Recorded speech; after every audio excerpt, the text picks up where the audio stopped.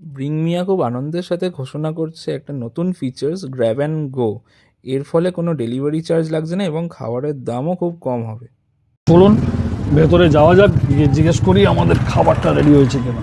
আমি একটা অ্যাপেতে অর্ডার দিয়েছিলাম, ব্রিংমিয়া অ্যাপেতে। তো খাবারটা কি আমাদের হয়ে গেছে? হ্যাঁ, হয়েছে।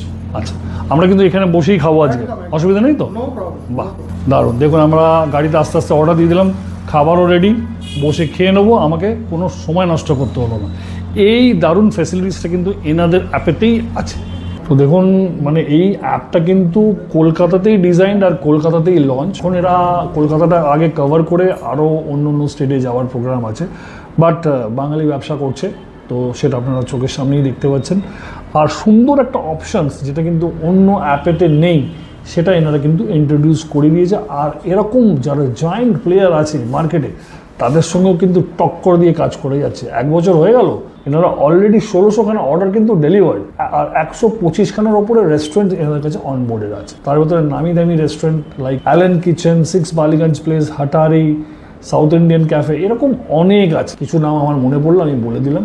সব থেকে প্লাস পয়েন্ট আর কি কি আছে বলে দিচ্ছি, যে এনাদের কোনো প্যাকেজিং ফিজ নেই, কোনো রকম প্ল্যাটফর্ম ফিজ নেয়, যেটা জিএসটি হয়। এনারা অনেক সময় কি হয় না, যেটা মেনুতে যেটা লেখা থাকে তার থেকে কম রেট মানে তাদের কাস্টমারের থেকে চার্জ করে, কারণ জিএসটিটা ওনারাই পেমেন্ট করে দেয়। এখন যেহেতু নতুন আছেন, ওনারা একটু হয়তো প্রমোশনস এগুলো করে।